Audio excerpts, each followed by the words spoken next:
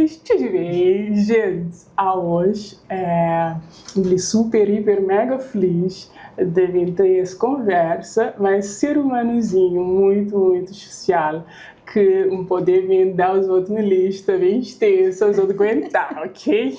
Ela é mãe, ela é empreendedora, ela é esposa, filha, amiga, uma pessoa que é muito conhecida lá de casa, seu rostinho todo portuguesinho, mas agora uma alma completamente crioula. Ela hoje vem conversar um bocadinho, vem falar mais sobre ele, porque ele está constantemente tentando desbravar mundos e de conhecer inúmeras realidades e simplesmente deliciar-nos com esses conteúdos. E hoje a gente vai ver sentar um bocadinho a mim, não vem conhecer ele mais perto. Bem-vinda, Soraya! Olá, Oba, que apresentação! Me senti muito honrada, muito obrigada. Tenho uma grande admiração para você, já vou misturar português e crioulo. Uma grande admiração por ti, por aquilo que tu fazes. És um ser humano muito bonito também, muito luminoso. Obrigada! Prazer estar aqui. Soraya Ramos de Deus. Gente, porque botei um nome composto, Soraya. Não estou te chamando Soraya Sofia, não sei porquê, botei um carinho assim na minha Então, a minha é Soraya Margarida. Soraya Margarida? Oh, tinha que ser. Num flor. Soraya, toda gente conchego lá na casa. Vamos falar um bocadinho em português, okay. Se quiseres falar em crioulo, estás à vontade. A gente mistura. Misturamos tudo.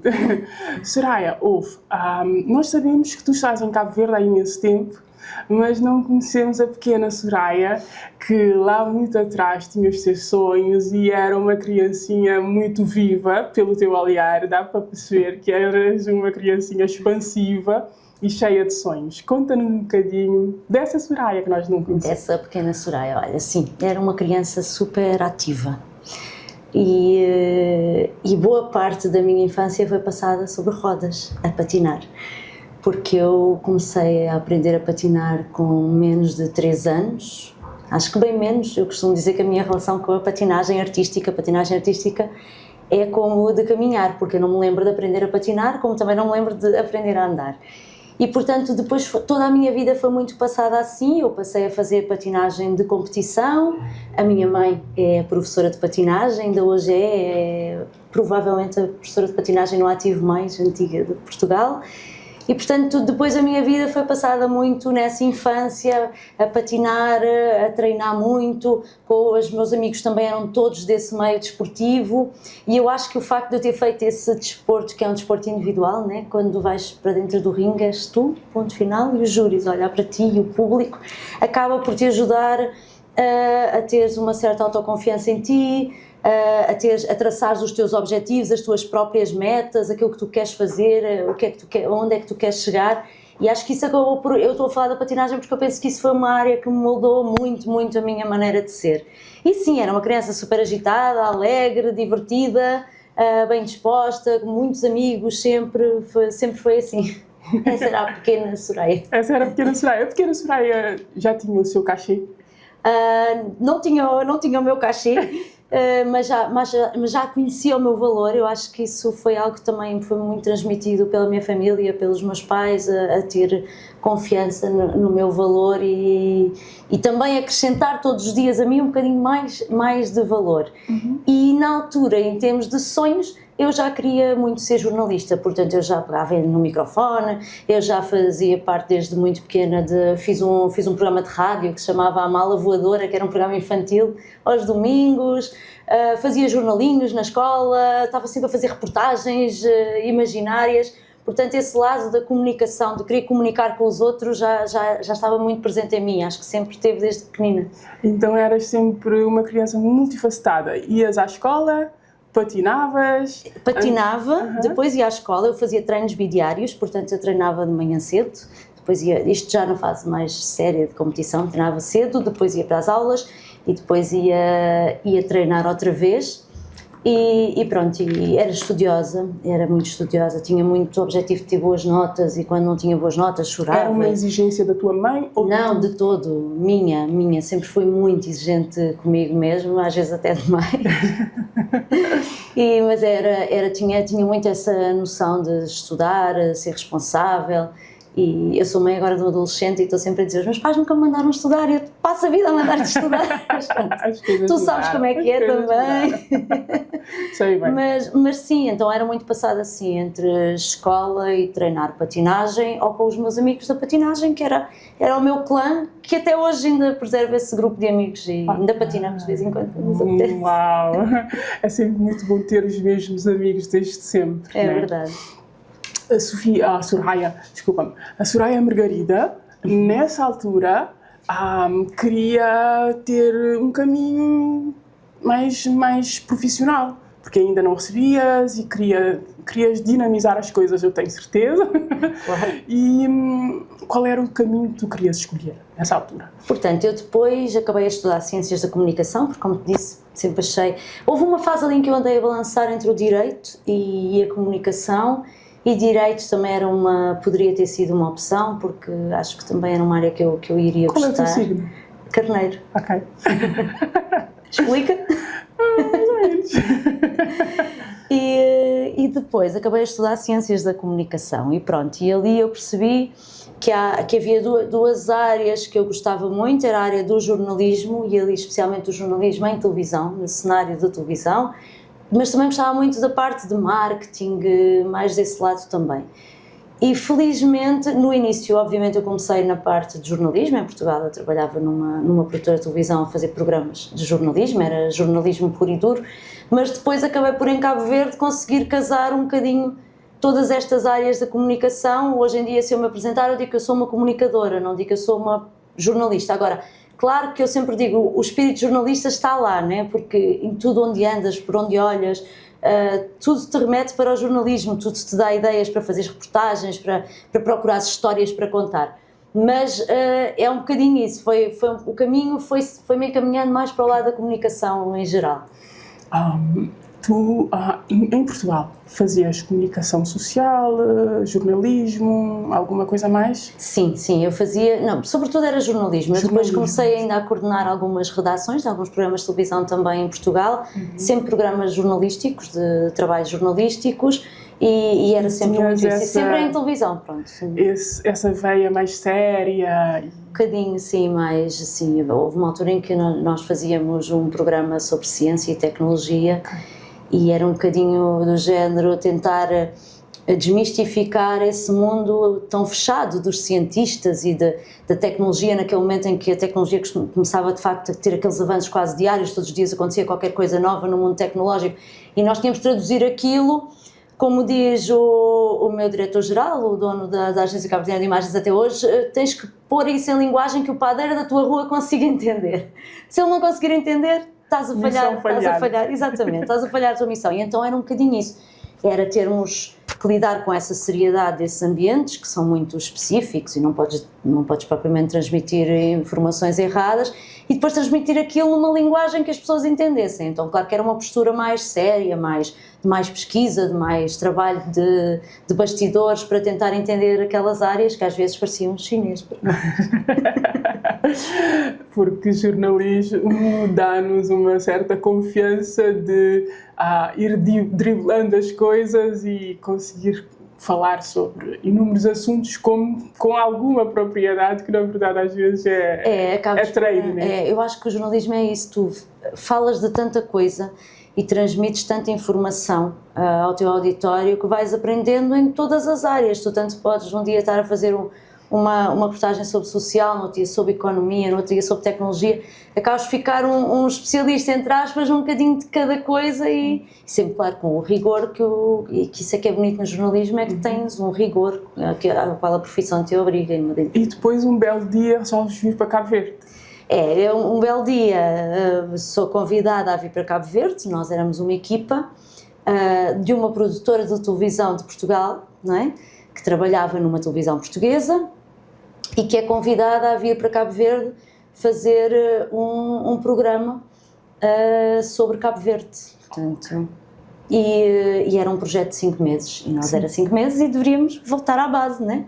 Só que esses 5 meses transformaram-se em 20 anos, um bocadinho diferente, e acabou por se constituir aqui a empresa, portanto o nosso diretor-geral que veio connosco viu aqui oportunidades que faziam todo sentido que houvesse aqui também essa figura de uma produtora audiovisual, de uma empresa a trabalhar para as televisões, e foi assim que nasceu a Agência Cabo-Verdiana de Imagens e que nós continuamos o tal programa que tinha 5 meses e que já vai ter 20 anos para o ano, que se chama Minha Terra em Acreteu.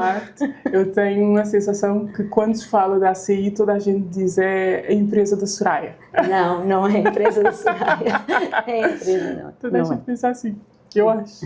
Não, claro que obviamente todos nós que viemos no início, não é, com o projeto, nós de alguma forma temos aquilo como o nosso projeto, que ajudámos a construir, a construir, mas pronto, é o Maurício de Carvalho, o grande impulsionador da empresa. Depois tem uma sócia que é a Carmen Furtado, portanto, que também é conhecida de todos nós também, e eles é que dirigem a empresa. Ok. Eu dirijo os conteúdos. Os conteúdos. Exatamente. E o teu conteúdo, que é o teu carro-chefe, é o Minha Terra em Acreteu. O Minha Terra é para todos nós que vimos nascer. A Agência Cabo-Verdiana de Imagens é a nossa primeira obra, não é? E era um projeto, como te digo, para 5 meses e que nós nunca imaginámos que o impacto justificasse que a televisão, a RTP, mantivesse o programa no ar ao longo de 20 anos consecutivos. E o Minha Terra tem mudado muito, muito, muito, muito. A verdade é essa. E tens consciência que Cabo Verde é uma referência para os PALOP e esse programa, aquele sonzinho do início do programa é uma referência para todos os países PALOP? Sim, eu penso que a Minha Terra tornou-se uma marca super conhecida. E aquele sonzinho que tu dizes, que é uma música do Tito Paris, tu se perguntas ao Tito Paris hoje por essa música, ele diz que é a música da Minha Terra em Acreteu. Ele próprio já entendeu que o programa impulsionou a música e tornou-se a música da Minha Terra, é a música do Tito Paris. E sim, quando nós vamos aos PALOP, ainda há bem pouco tempo tivemos uma equipa em São Tomé e Príncipe e toda a gente conhece a Minha Terra. E isso acho que é a prova superada, era aquilo no fundo que nós queríamos com o programa. Porque tu, quando, por exemplo, chegas num shopping desses, em qualquer desses países, tu ouves essa música. Sim. E as pessoas têm-nos como referência e tu vens dentro desse pacote Cabo Verde. É verdade. Sim, vem tudo. Eu penso que o programa, pela sua longevidade, não é? E também por Cabo Verde ser aqui nos PALOP um país dinâmico em termos criativos, em termos de histórias para contar, em termos de visibilidade, um país tão pequenino, mas que acaba por parecer o maior de todos dos PALOP. Desculpem-me a falta de humildade, mas é verdade. E no fundo é isso, as pessoas acabam por ver Cabo Verde e as histórias de Cabo Verde e o que se conta de Cabo Verde e a música e a cultura como uma referência, quase como o wish list deles, não é? Como referência dos PALOP, porque nós agora temos a música da Cesária Évora viralizada todo lado, pelo mundo todo. Lado, a música de uma série de artistas. Há dias a Vera Duarte apareceu na Globo, então eu acho que estás entre essas mulheres que simplesmente têm feito algo de muito interessante, que é uma outra área que já vamos falar, que é o ICVMA, mas antes de chegares ao ICVMA, tu fizeste outras coisas. Sim, depois além do Minha Terra em Acreteu, nós começámos a produzir várias outras coisas, não é? Pronto, o Minha Terra era a âncora, ainda é, mas acabámos sempre por participar e por fazer outros programas de televisão, outros formatos, fizemos programas de talentos giríssimos aqui, de onde saíram alguns dos artistas que hoje vemos consagrados e que começaram ali connosco em programas de descoberta de talentos. Acabámos por, como digo, já não era só o jornalismo puro e duro, era começarmos a explorar outras áreas na comunicação, à medida que nós víamos as potencialidades que havia aqui de contar histórias, de criar formatos no audiovisual, porque claro que há 20 anos era tudo muito diferente em termos de audiovisual em Cabo Verde, era preciso quase fazer tudo. Felizmente hoje o mercado está cheio de produtores de conteúdos, de produtoras, cresceu e mais cresceria se ainda tivéssemos mais plataformas de visibilidade. Mas estamos no bom caminho. Mas naquela altura foi isso, foi um pouco desbravar esse caminho do audiovisual, da produção audiovisual. E foi algo feito com muito propósito, porque dá para perceber que vocês apanharam essa brechinha, essa potencialidade, digamos assim, que Cabo Verde tem, de tanta cultura, com tantos recursos humanos que as pessoas aprendem a tocar e a fazer inúmeras coisas, tudo são autodidatas. Eu vi que vocês aproveitaram isso e colocaram isso no mundo de uma forma tão bonita. Por exemplo, eu vi aquele show na Cidade Velha. Aquilo ali é tipo uma imersão em algo completamente fora. Nós fizemos o Quintal de Belinha, por exemplo, que era um programa em que nós recriávamos um quintal, não é, de amigos, que era o que se faz aqui aos fins de semana, e aquelas tocatinas antigas. No fundo foi pegar no que já existe, não é? E transformar isso em formatos televisivos. Claro que ajuda a nossa relação com a RTP, que acaba por ser aqui a nossa cadeia emissora por excelência destes formatos e que é muito interessada por tudo o que acontece em Cabo Verde e que pega em todas estas ideias e todos estes projetos. Mas no fundo foi isso, e depois mesmo internamente na empresa, às vezes as pessoas têm a ideia que a ACE é uma empresa de portugueses. Não, nós somos 3 ou 4 portugueses, 4. O resto são tudo cabo-verdianos, são mais de 20 pessoas, entre jornalistas, editores de imagem, câmaras, produção. Foi aproveitar, não é, esses recursos humanos, essas pessoas interessadas, já passaram muitas que nós já formámos e que já estão a fazer as suas carreiras fora, e ainda bem. E foi um bocadinho isso, foi perceber que havia massa crítica aqui para fazer as coisas, só precisavam de aprender, de fazer connosco, de aprender a nossa linguagem, e havia todo um potencial por explorar a nível de cultura, música, histórias, em todas as áreas, e portanto foi casar esses dois mundos. Ao fim e ao cabo, o Quintal de Minha Galinha estava a contar uma história. Estava a contar uma história de como é que as pessoas aqui ouvem música dessa forma espontânea, de como às vezes à volta de uma mesa de amigos surge uma guitarra, surge, não é, uma chaveta, surge, portanto, todos esses instrumentos, e de repente estamos a um ferrinho e de repente estamos todos ali a fazer uma tocatina de amigos espontânea, que se calhar nem era para acontecer e que acontece. E normalmente os convívios em Cabo Verde muitas vezes declinam nessas músicas. Foi juntar a isso artistas consagrados, não é? Depois um dia era a Mayra Andrade, no outro dia a nossa querida, saudosa Sara Tavares, Tito Paris, Lura, sei lá, Checa, passaram todos por lá. Eu lembro, e as pessoas estavam todas interessadíssimas para ir para a Cidade Velha, para assistir, para fazer parte. Nós gravávamos durante a semana, até dias, tipo segundas, terças, e aquilo estava cheio, e depois as batucadeiras da Cidade Velha, que sempre colaboravam e estavam lá. Foi um projeto que nos deu uma satisfação enorme fazer, mesmo, muito cansativo, mas nos deu muita alegria. Temos saudades. E tens uma relação muito boa com esses músicos todos que passaram por lá, mas também tens uma relação muito boa com a Cidade Velha. Tenho, exato. Tenho relações quase familiares com a Cidade Velha, não é? Tenho pessoas muito amigas que vivem na Cidade Velha, e a Cidade Velha passou a ser para mim quase com um refúgio de fim de semana, não é? Aquele sítio. O meu filho cresceu na Cidade Velha, os seus 2 grandes amigos, irmãos, viviam na Cidade Velha, agora estão fora, mas viviam lá, e portanto eles eram todos da mesma idade praticamente e cresceram juntos, e portanto tenho essa relação afetiva com a Cidade Velha. Depois, com tudo que já gravámos lá, o Quintal de Belinha, eu própria já apresentei um programa na Cidade Velha, o Cidade Velha Convida. Já fizemos lá a celebração de quando a Morna foi elevada a Património Mundial, fizemos um programa especial na Sé Catedral. Então, tipo, a Cidade Velha tem, assim, para mim, essa carga de memórias boas. Tudo o que eu tenho da Cidade Velha e tudo o que a Cidade Velha me dá é bom, é positivo.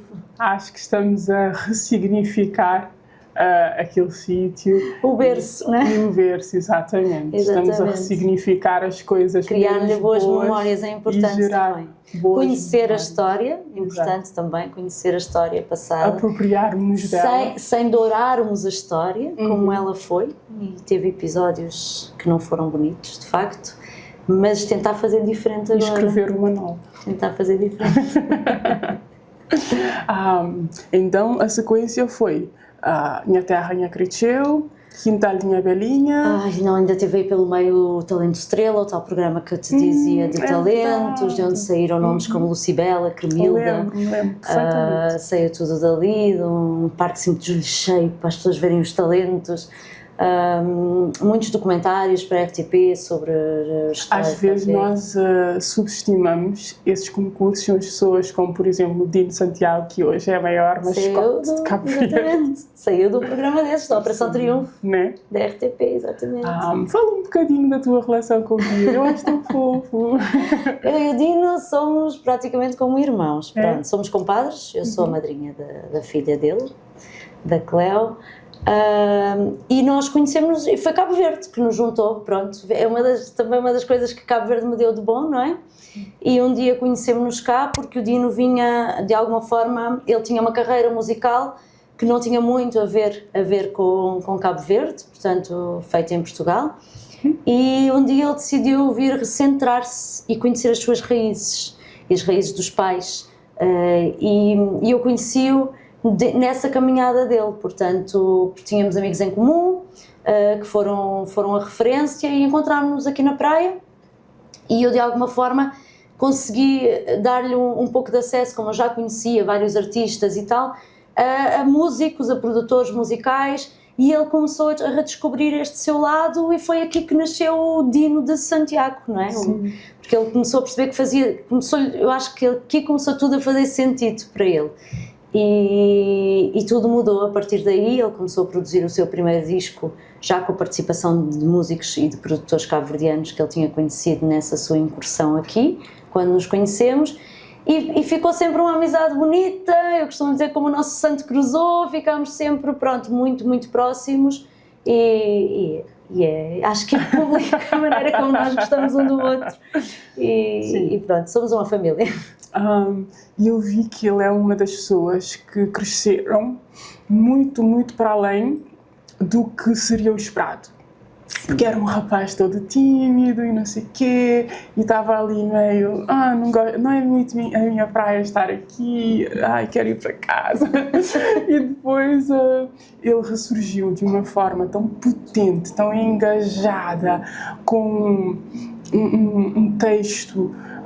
com voz, com voz, né?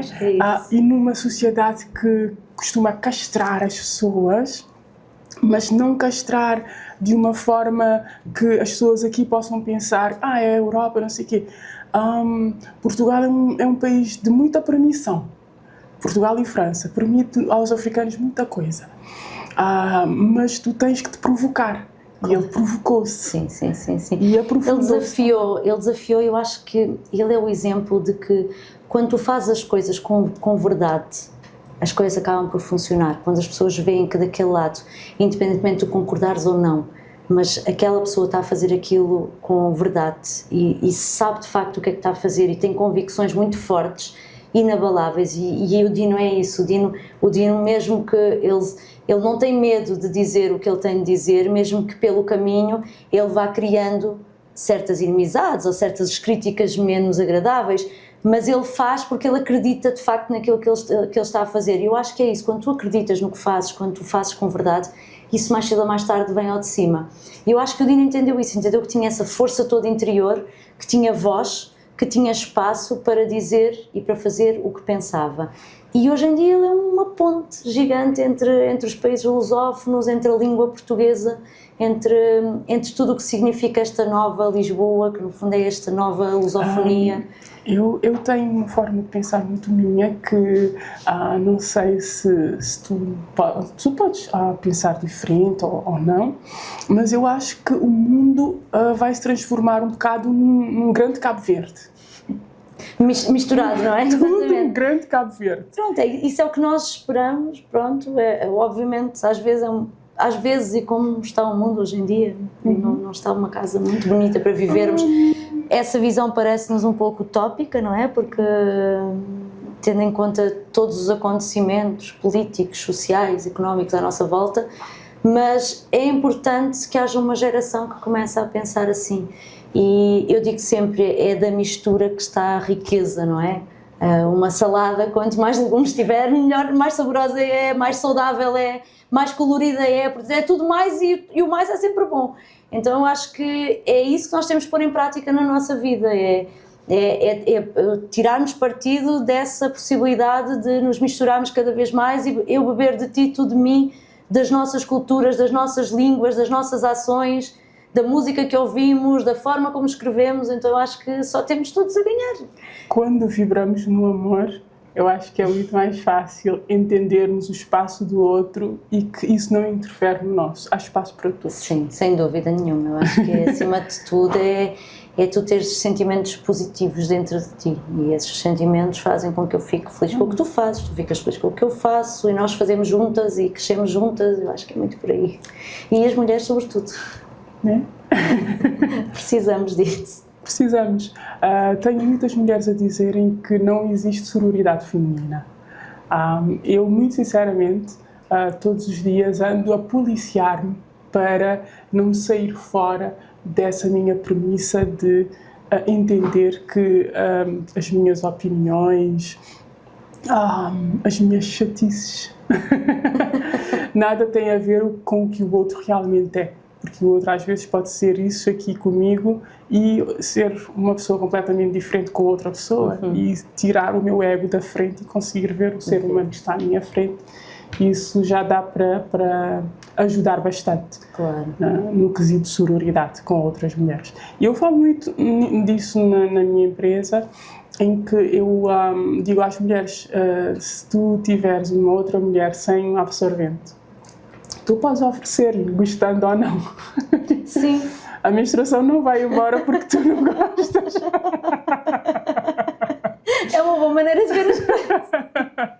Sim, mas é verdade. Eu acho que, claro que ainda estamos na fase, como tu dizes, e bem, ainda temos de nos policiar, porque nós facilmente caímos nesse lugar comum de criticar a outra, de julgar a outra e de observar a outra, de ver se está bem, se está mal, se está melhor do que tu, se está... Ainda temos essa nossa competiçãozinha e, portanto, ainda é algo que não é inato em nós. Deus queira que, se calhar, nas nossas filhas, eu não tenho filha, mas se tivesse, educaria assim, para já, não é? Talvez a próxima geração já venha com esse skill mais inato. Nós ainda temos que nos policiar para isso, mas eu também faço muito esse esforço de entender o outro e mesmo que se calhar a outra, neste caso estamos a falar de sororidade feminina, e mesmo que se calhar não concorde ou não seja minha amiga ou não seja alguém com quem eu veja que possa ter uma relação mais afetuosa, mas entender porque é que essa pessoa é assim, entender porque é que se calhar há todo um background que a faz ser assim, e também entender que o facto dela ter aqueles comportamentos pode ser assim comigo, mas não será assim com toda a gente, e também às vezes nós não podemos achar que o outro tem que ser aquilo que nós esperamos que seja, não é? Quer dizer, eu não posso... e entender, não podemos fazer o mundo ao nosso modelo. Exatamente. E então eu penso que é importante que nós, primeiro, sem falsas conversas, que a gente entenda que isto não é inato, nós temos que nos policiar para fazer isto, porque senão facilmente nós caímos no outro lado, do anti-sororidade, não é? Então, mas se tivermos essa consciência, conseguimos melhorar, não é? Sim. Todos os dias, acho que é por aí. Eu conheço muitas pessoas que estão indo para um caminho bastante espiritual e estão sempre a dizer que eles estão a sair do caminho da dualidade e que isso dos polos positivo e negativo praticamente não existe nas suas vidas e não sei o quê. Mas pronto, nós temos realmente que nos policiar, somos humanos. Sim. Não tivemos mães para nos ensinar a pensar de uma forma diferente. Nós eram estamos temas a educar-nos. Que não eram, exatamente, eram temas que não eram. Independentemente de tu teres crescido numa sociedade completamente diferente, onde as pessoas são mais educadas do que em Cabo Verde, não vamos dizer que não, porque são. As universidades ajudam muito, tu foste a universidades com um senso académico muito grande, mas a tua mãe se calhar não teve essa oportunidade. Exatamente. Então, pronto, nós estamos em um processo de evolução muito grande e nós somos muito, muito sortudas de ter crescido numa época onde nós poderíamos jogar à bola na rua e fazer outras coisas. E ter essas referências e agora ter feito essa evolução, eu acho que sim. Eu digo sempre que nós, Eu penso, pelo menos, que o fosso entre a geração dos nossos pais e nós é muito maior do que o fosso entre nós e a geração dos nossos filhos. Nós, praticamente, hoje em dia, fazemos as coisas que os nossos filhos fazem, frequentamos os sítios que os nossos filhos frequentam, temos os mesmos programas sociais que os nossos filhos têm e, portanto, nós estamos muito mais próximos. Claro que isso também tem uma certa dualidade, é tentarmos equilibrar o facto de sermos os pais, né, as figuras de autoridade, não somos os amigos da escola, mas por outro lado coloca-nos numa posição de termos acesso a um diálogo muito mais próximo com os nossos filhos e poder já educá-los com base nestas coisas que nós também fomos construindo em nós e mesmo educá-los no sentido de não sejam como nós nisto, não façam como nós fizemos nisto, porque também é preciso reconhecer os nossos defeitos. Mas também é muito interessante perceber que nós vamos viver mais tempo. Vamos ter mais longevidade. Exatamente. E esse processo de educação nosso é muito importante para nós mesmas também, para vivermos com mais qualidade de vida. Acho que é para não termos muita adrenalina nem muito cortisol e estarmos mais felizes connosco mesmas, que é o mais importante. Sem dúvida. Soraya, eu estou aqui a tentar entender. Então, tu fizeste estes programas, fizeste em São Vicente, em Cidade Velha. Os convidas. Agora no Fogo. E nesses intermeios estavas sempre com os CVMA. Sim, os CVMA é um projeto que de forma intensa começa 6 meses antes. Mas claro que nós ao longo do ano, mal acaba uma gala, há sempre aquele núcleo duro, como nós chamamos, que continua sempre permanentemente a trabalhar e a perspectivar o trabalho do ano seguinte. Mas o mais intenso são os 6 meses antes da gala. Estamos precisamente a um mês dos próximos CVMA. Eu lembro que logo no início teve uma febre enorme dos CVMA e depois foi caindo e agora acho que está em ascensão outra vez. Os CVMA já passaram por muitas fases, eu acho que isso é normal, faz parte da evolução. O início porque era tudo uma novidade, não é? Não havia nenhuma gala de premiação, nenhum momento de premiar a música e os músicos nacionais e, portanto, foi assim um formato novo, mérito do Gilito, do artista Gilito, que teve esta ideia e depois pôs umas pessoas a bordo, entre elas eu, não é? Para darmos corpo a essa ideia e a esse sonho dele. E, portanto, teve, obviamente, aqueles anos de euforia, depois, como em tudo, a coisa calma, não é? Entra-se naquela velocidade de cruzeiro, em que as pessoas já não ligam tanto. Habituadas, toda a gente já vestiu o seu vestido longo. Exato, toda a gente já vestiu, a cidade é pequena, as pessoas já tinham ido. E depois foi preciso começar a dar-lhe aqui alguns laivos de inovação para voltar outra vez a puxar as pessoas. E então, foi aí que surgiram vários novos rostos à volta do evento, também uma nova produção, não é? Agora liderada pela Dilsa Solé, e dar-lhe aqui, pronto, todos os anos a gente procura qualquer inovação, já fomos fazer no Sal, já mudámos para o Porto da Praia, para o meio dos contentores do Porto da Praia, portanto, e a ideia é essa. Agora, eu penso que o mais importante é que hoje já ninguém deixa de saber o que quer dizer CVMA, não é? Toda a gente já sabe que é o CVMA, os artistas de alguma forma ambicionam estar nos CVMA, eu não tenho nenhuma dúvida disso, e isso é o principal, era conseguir fidelizar essa marca e as pessoas saberem que todos os anos há este momento em que nós homenageamos um dos maiores ativos de Cabo Verde, que é a sua música. Né? E eu estava aqui a dizer-te que, por exemplo, a música da Cesária Évora está viralizada no mundo, mesmo que muitas pessoas não fazem a mínima ideia de quem seja. Ou pelo menos de onde é que ela é, não é? De onde é que ela é, absolutamente nada. Mas eu acho que é extremamente importante nós apanharmos essas ondas e aproveitarmos um bocado dessa hype. Não, claro que sim, e aproveitar os Dinos, as Mairas, os Nelsons, os Georges, toda essa geração que já desbravou caminho. Porque, sinceramente, por exemplo, Nelson Freitas da Vida, a sua música comunica com o mundo todo. Tudo. Tu vais a Lisboa e ouves música de Cabo Verde em todo lado. E já não são só estes grandes nomes, são depois todos os outros, uma geração mais jovem, os Dynamos, os Cesps, o Bachart, toda essa geração, não é? E, portanto, de alguma forma, a música de Cabo Verde já apanhou o seu comboio, não é? Já está a espalhar-se pelo mundo. A Cesária foi a pioneira, abriu as portas numa fase onde ainda era muito difícil abrir portas, não é? Não havia plataformas digitais, não havia nada, mesmo para ela, que já começou numa idade já mais avançada, mas conseguiu esse feito extraordinário, e depois houve toda uma geração que soube aproveitar essas portas abertas, e hoje em dia a música de Cabo Verde é o que é, e só temos é que aproveitar, como tu dizes, esse movimento, esse mood. E tu que acompanhaste as produções, a comunicação que é feita aqui, como é que tu vês, por exemplo, Cabo Verde, quando tu chegaste aqui, e agora os clipes e essas coisas todas? Não tem nada a ver, claro que não tem nada a ver. Eu acho que eu assisti de alguma forma, nestes 20 anos, à efetiva profissionalização da profissão de músico, de artista, não é? Porque quando eu cheguei cá eram muito poucos aqueles que viviam exclusivamente da música e que produziam de uma forma sistemática, e portanto isso é algo relativamente recente, não é?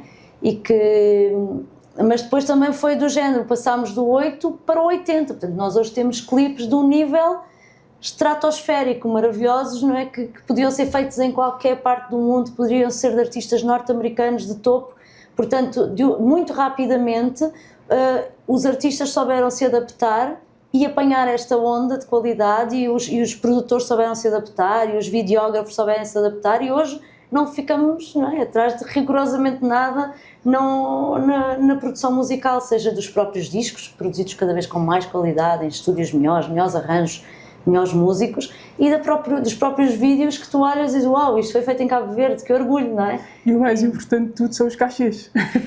Os cachês também subiram, mas é como tudo, não é? Quando tu tens qualidade, tens que pagar pela qualidade, faz todo sentido que assim seja, e a profissão de músico é uma profissão, e eu penso que só quem encara a música assim é que depois consegue vingar, não é? Mas depois, nós lá em casa estamos todos felizes porque tem música nova, o Jorge lançou e tudo mais, mas isso exige muito trabalho. Eu ouço muitos músicos a dizerem que a música é muito egoísta, não permite que tu tenhas outra função. Sim.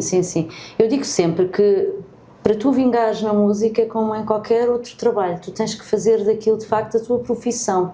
Tu não podes lançar um disco agora e depois lançar um disco daqui a 5, 6, 7 anos. Ok, tu és um artista, tu tens talento, tu lançaste um disco com qualidade, mas tu não és um músico profissional. Um músico profissional é alguém que faz de uma forma sistemática e que todos os dias trabalha, seja a trabalhar a voz, seja a trabalhar a própria aparência, não é? Porque eles também vivem do seu aspecto, seja a pesquisar novas letras, novas músicas, seja em estúdio, muitas horas de estúdio, incontáveis horas de estúdio, tudo isso faz parte do trabalho de ser artista, seja a preparar espetáculos, coreografias. Então, só quando tu fazes isso de uma forma muito séria, muito profissional e diária, é que aquilo de facto se transforma numa profissão, e depois os frutos, obviamente, vêm daí. Eu estou a ver, por exemplo, um César da vida, não é? Ele cresceu tanto. Meu Deus, impressionante. E parece-me que ele tem uma veia mesmo de produção, alguma coisa assim do género, não? Eu penso que sim. Eu ainda há dias o vi no Tarrafal, esta semana, e pensei isso mesmo para comigo, caramba, ele cresceu de facto imenso, musicalmente. E porquê? Porque lá está, porque entendeu a música como uma profissão que ele faz com empenho diário. Claro que tens que ter o talento, não é? O talento é a base de tudo, mas talento sem trabalho também não serve, então eu penso que tens que ter as duas coisas. A sensação que eu tenho é que não basta ter talento e trabalho. Eu tenho uma sensação que tens que ser algo a mais. O quê? Sim, o artista exige sempre que tu que sejas um artista, não é? Portanto, tens que ter isso, mas lá está, isso também de alguma forma tu vais aprimorando ao longo do tempo, porque à medida que tu vais tendo mais sucesso, vais tendo mais autoconfiança, vais crescendo mais quando chegas ao palco, vais tendo mais fãs que te empoderam, e portanto é todo um pacote, não é? Ser artista não é nada fácil, né? E eu acho que o CBMA também serve muito para isso, para lhes dizer obrigada por se dedicarem a uma profissão tão ingrata, que às vezes não permite estar com os filhos, estão sempre a viajar, embora isso pareça muito romântico, mas chega uma altura em que é extremamente cansativo e que te faz abdicar de outros momentos em família, que às vezes é incerta em termos de income, não é? E portanto os CBMA fazem muito isso, que é obrigada por vocês se dedicarem a uma profissão que não é nada fácil e que às vezes é muito ingrata, mas continuem, é isso que temos dizer. E para fecharmos, e quem é a Soraya depois de toda esta caminhada, de todas estas viagens, estas interações, entrevistas, posicionamentos que tu recebes das pessoas também? Quem é que tu foste transformando ao longo do tempo? Olha, eu de certeza que sou uma Soraya muito mais rica depois destes 20 anos em Cabo Verde. Isso eu não tenho dúvida nenhuma. Eu acho que isto abriu em mim uma maneira de ver o mundo, uma maneira de estar que eu jamais teria se eu não tivesse saído de Portugal. Não tenho a menor dúvida.